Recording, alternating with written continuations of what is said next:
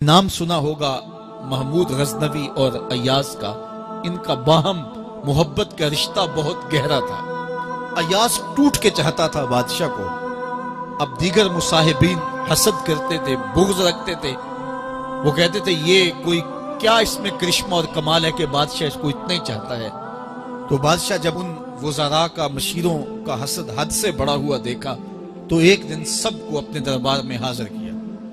دربار میں ایک تالاب تھا، تو اس میں مٹھی بھر کے موتیوں کی پھینک دی اور ایک وزیر کو کہا کہ یہ موتی نکال کے لاؤ، اور یہ خیال کرنا کہ تمہارا لباس بھی، تمہارا بدن بھی نہیں بھیگنا چاہیے۔ تو سب نے کہا کہ یہ عجیب بات ہے کہ حوض کی تہہ سے موتی نکال کے لائیں اور لباس بھی نہ بھیگے اور بدن بھی نہ بھیگے، یہ تو لازمی ہوگا۔ پھر دوسرے وزیر کو کہتا کہ یہ موتی نکال کے لاؤ، تمہارا لباس بھی نہیں بھیگنا چاہیے، تمہارا بدن بھی نہیں بھیگنا چاہیے۔ تو وہ آگے سے حجت کرتا یہ کیسے ہو سکتا ہے کہ بدن بھی اور لباس بھی نہ بھیگے اور موتی بھی نکال لاؤں؟ تیسرے کو، چوتھے کو، پانچویں کو، ہر ایک آگے سے حجت کرے، یہ کیسے ہو سکتا ہے؟ پھر ایاز آ گیا تو بادشاہ نے ایاز کو کہا کہ یہ موتی نکال کے لانے ہیں اور تمہارا لباس بھی اور تمہارا بدن بھی نہیں بھیگنا چاہیے۔ ایاز نے فوراً چھلانگ لگائی اور موتی نکالے۔ جب باہر نکلا تو بدن اور لباس پانی سے نچڑ رہا تھا، تو ایسے موتی بادشاہ کو پیش کیے اور بدن کپ کپا رہا تھا۔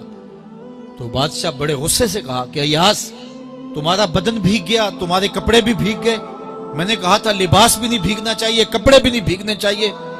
تو ایاز بڑی لجاجت سے عرض کرنے لگا، بادشاہ سلامت، آپ کے دو حکم تھے، ایک یہ کہ موتی نکال کے لانے ہیں، دوسرا حکم یہ تھا کہ لباس اور کپڑے بھیگنے نہیں چاہیے۔ تو ایک حکم میں نے پورا کر دیا ہے، دوسرے کی معافی چاہتا ہوں۔ تو صاحب، اللہ نے حضرت انسان کے سینے میں جذبات کا ایک جہاں آباد کیا ہے، شیطان کو بھی انسان کے پیچھے لگا دیا اس کی آزمائش کے لیے، اس کے امتحان کے لیے۔ نفس بھی اس کے اندر موجود ہے، اور دوسری جانب اس کو گناہوں سے منع بھی کیا اور نیکی کی تلقین بھی کی۔ اب کتنی مشکل زندگی ہے حضرت انسان کی، آئی جان شکنجے اندر جویں ویلنے دے وچ گنا، کتنی مشکل زندگی ہے۔ خواہشیں ہیں کہ آوارہ ہیں، آرزویں ہیں کہ بے قابو ہیں، اور دوسری جانب اللہ کا حکم ہے۔ اب کیا کرے؟ تو گناہ کرنے کے بعد پھر اللہ کے حضور توبہ کر لے، جو ممرزد ہو جائے تو اس پر اکڑے نہ اور اس پہ مصر نہ رہے، اس پہ اصرار نہ کرے، بلکہ فوراً اللہ کے حضور توبہ کرے۔ گناہ کرنے کے بعد بندہ جب توبہ کرتا ہے، التائب من الذنب کمن لا ذنب لہ، تو وہ ایسے ہوتا ہے جس طرح اس نے گناہ کیا ہوا ہی نہیں۔ بندہ 100 بار گناہ کر کے توبہ کرے، اللہ 100 بار معاف فرما دے۔ وہ کریم ہے، 70 ماؤں سے زیادہ پیار کرتا ہے۔ تو بندے اس کی دہلیز پہ جب توبہ کرتے ہیں، رجوع کرتے ہیں اور اس سے معافی مانگتے ہیں، تو وہ یہ نہیں دیکھتا کہ یہ گناہ گار کتنا بڑا ہے، وہ یہ دیکھتا ہے کہ یہ میری دہلیز پہ آیا ہے اور اس کے ما قبل کے سارے گناہ معاف بھی کرتا ہے، بلکہ گناہوں کو بدل کے نیکیوں میں بھی تبدیل کر دیتا ہے۔ آئیے اب قرآن مجید میں ان لوگوں کی کہانی بھی پڑھیے جو اپنی زندگی کو اپنے مالک کے نام لگا چکے ہیں، اور ان سے اگر کوئی معاملہ سرزد ہو جاتا ہے تو وہ کس قدر اللہ سے ڈرتے ہیں۔ والذین یؤتون ما آتوا وقلوبهم وجلہ انہم الی ربہم راجعون۔ فرمایا کہ وہ لوگ جب ان سے کوئی خطا سرزد ہو جاتی ہے، کوئی گناہ ہو جاتا ہے، تو ان کے دل لرز جاتے ہیں، خوف خدا سے وہ کانپنے لگ جاتے ہیں۔ انہم الی ربہم راجعون، تو وہ اپنے رب کی طرف رجوع کرنے والے ہوتے ہیں۔ اگر ان سے کبھی کوئی گناہ سرزد ہو جائے، ان سے کوئی غلطی سرزد ہو جائے، تو پھر اس پہ ضد نہیں کرتے، اس پر مصر نہیں ہو جاتے، اس پر حجتیں اور دلیلیں نہیں لاتے، بلکہ وہ کیا کرتے ہیں؟ فوراً اللہ کے حضور رجوع کرتے ہیں اور معافی مانگتے ہیں۔ اور اللہ کو یہ بہت پسند ہے کہ کوئی مجھ سے معافی مانگے، اور اللہ انہیں معاف کر دیتا ہے۔ اللہ اکبر۔ حضرت عبداللہ ابن مسعود رضی اللہ تعالیٰ عنہ فرماتے ہیں کہ مومن کی یہ شان ہے کہ جب وہ گناہ کر بیٹھے تو وہ یوں محسوس کرتا ہے جس طرح پہاڑ تلے آ گیا ہے، یہ اس کی کیفیت ہے کہ گناہ کرنے کے بعد، نافرمانی کرنے کے بعد اس کا دل لرز اٹھتا ہے. وَقُلُوبُهُمْ وَجِلَةٌ. تو حضرت عبداللہ ابن مسعود فرماتے ہیں یوں محسوس کرتے ہیں جس طرح پہاڑ تلے آ گیا ہے اور پہاڑ ابھی گر جائے گا اور انہیں کچل دے گا. تو وہ جلدی جلدی تلافی کرتے ہیں، توبہ کرتے ہیں، رجوع اللہ کرتے ہیں تاکہ ہمارا گناہ معاف ہو جائے. اور منافق کی مثال بھی بیان کی گئی. جب وہ گناہ کرتا ہے تو یوں محسوس کرتا ہے جیسے بدن پہ مکھی بیٹھی تھی، ہلکے اشارے سے اڑا دی.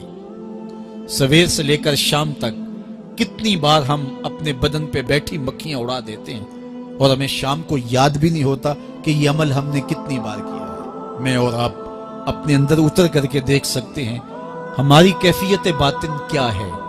نمازیں چھوڑی، جھوٹ بولا، غیبت کی، چغلی کی، کسی کا دل دکھایا، کسی کو تکلیف دی، گالی گلوچ کیا، سب و شتم کیا، سویر سے شام تک کیا کیا گناہ کیے. کبھی خیال بھٹکے، کبھی سوچیں آوارہ ہوئیں، کبھی نگاہوں نے بدکاریاں کی، کبھی زبان نے جرم کیے، اور شام کو ہمیں یاد بھی نہیں ہوتا کہ آج ہم نے کیا کیا جرائم کیے، آج ہم نے کیا کیا گناہ کیے. اگر ہماری یہ کیفیت ہے تو یہ عملی نفاق ہے کہ بدن پہ مکھی بیٹھی اور اڑا دی. اور اگر ہماری کیفیت یہ ہے کہ گناہ کے بعد یہ محسوس ہوتا ہے کہ ہم پہاڑ تلے آ گئے اور اللہ کی ناراضگی ہم نے مول لے لی اور جلدی جلدی توبہ کر کے رجوع کرنے کی جانب بڑھتے ہیں، تو پھر مبارک ہو. نہیں تو مجھے اور آپ کو اپنا محاسبہ کرنا چاہیے. ہمارے دلوں پر زنگ چڑھ گئے ہیں اور ہماری کیفیت یہ ہو گئی ہے کہ گناہ کرنے کے بعد بھی ہم ڈٹے رہتے ہیں. جبکہ زندگی اصحاب رسول کی دیکھیے ان سے بھی کبھی کوئی خطا سرزد ہو جاتی تو وہ فوراً اس گناہ کی تلافی کے لیے حضور کی بارگاہ میں حاضر ہو جاتے. حضرت ابو لبابہ رضی اللہ تعالیٰ عنہ نے اپنے آپ کو مسجد نبوی ہوا تو پھر حضور کے ہاتھوں سے اپنے آپ کو انہوں نے کھلوایا. ایک خاتون حضور کی خدمت میں حاضر ہوئی اور عرض کی یا رسول اللہ صلی اللہ علیہ وسلم مجھ سے بدکاری سرزد ہو گئی ہے اور میرے پیٹ میں بچہ ہے اور میں چاہتی ہوں کہ آخرت کی سزا کی بجائے دنیا کے اوپر اس کی سزا مجھے دے دی جائے تاکہ میں پاک ہو جاؤں اور صاف ہو جاؤں، کیونکہ آخرت کی سزائیں بہت سخت ہیں. اللہ کے محبوب علیہ السلام نے جبریل امین سے ایک دن پوچھا تھا مجھے جہنم کے عذابوں کا ذکر سناؤ. تو عرض کی یا رسول اللہ صلی اللہ علیہ وسلم سب سے ہلکا عذاب، اخف العذاب، ہلکا ترین عذاب یہ ہے کہ جہنمی کے پاؤں میں آگ کے جوتے رکھے جائیں گے. باقی اس کے پورے بدن پہ آگ نہیں ہوگی، صرف آگ کے جوتے اس کو پہنائے جائیں گے. لیکن اس کی حدت، گرمی اور شدت اتنی ہوگی یغلی منہما دماغہ، اس کی شدت سے اس کا دماغ پگھل کر ناک اور کانوں کے ذریعے سے باہر آنا شروع ہو جائے گا. یہ سب سے ہلکے عذاب کی کیفیت ہے. اور جو عذاب سخت ہیں الیاذ باللہ، اللہ تعالیٰ قرآن مجید میں فرماتا ہے ثم لا يموت فیہا ولا یحیا، اس بڑے عذاب کا ذکر کیا جو جہنمیوں کو دیا جائے گا. فرمایا اس عذاب کی کیفیت یہ ہوگی بندہ نہ جیے گا نہ مرے گا. جیے گا اس لیے نہیں کہ آگے اور پیچھے دائیں اور بائیں آگ ہی آگ ہوگی تو اس آگ میں جینا کو جینا تو نہیں ہوگا. اور مرے گا اس لیے نہیں کہ موت کو موت آ چکے. جنت میں جنتیوں کو ایک ہی ڈر اور خدشہ ہوگا کہیں موت نہ آ جائے، اور جہنمیوں کو ایک ہی امید ہوگی کہیں موت آ جائے اور جان چھوٹ جائے. اللہ تعالیٰ مینڈے کی شکل میں موت کو لائے گا اور موت کو ذبح کیا جائے گا. جنتی جنت سے اور جہنمی جہنم سے دیکھ رہے ہوں گے. جب موت کو ذبح کر دیا جائے گا اب موت نہیں ہے تو جنتی اتنے خوش ہو جائیں گے کہ اگر موت کو موت نہ آئی ہوتی تو یہ خوشی سے مر جاتے، اور جہنمی اتنے مایوس، دکھی اور پریشان ہوں گے کہ اگر موت کو موت نہ آئی ہوتی تو یہ صدمے سے مر جاتے. تو وہ کانوں کے راستے سے باہر آ جائے. تو اس نے عرض کی یا رسول اللہ صلی اللہ علیہ وسلم میرے اوپر حد جاری کر دیجئے. اور اس نے کہا کہ میرے پیٹ میں جو ہے وہ بچہ ہے. اللہ کے محبوب علیہ السلام نے فرمایا جاؤ جب بچہ پیدا ہو تو پھر آنا. وہ چلی گئی. تو جب بچہ پیدا ہوا تو گود میں اٹھائے پھر حضور کی خدمت میں حاضر ہوئے اور عرض کی یا رسول اللہ یہ ہے بچہ جو میں نے گناہ کیا تھا، بدکاری کی تھی، آج یہ اس کی نشانی ہے۔ تو اللہ کے محبوب علیہ السلام نے فرمایا کہ اسے لے جاؤ اور اسے دودھ پلاؤ، اور جب یہ کچھ کھانے پینے لگ جائے گا تو پھر آنا۔ تو تھوڑی دیر کے بعد، کچھ دنوں کے بعد وہ دوبارہ حاضر ہوئی اور اس نے اس بچے کے ہاتھ میں روٹی کا ٹکڑا دیا ہوا تھا اور عرض کی یا رسول اللہ دیکھ لیجئے اب یہ روٹی کھانے لگ گیا ہے۔ اللہ اکبر۔ تو اللہ کے محبوب نے فرمایا انہیں لے جاؤ اور جا کے انہیں سنگسار کر دو۔ اس کی یہ حد بنتی تھی، اس کو سنگسار کیا اور اس نے خود یہ سزا اپنے لیے قبول کی۔ مائز ابن مالک اسلمی عرض کی یا رسول اللہ طہرنی، مجھے پاک کر دیجئے۔ میرے حضور نے فرمایا جاؤ اللہ سے معافی مانگو۔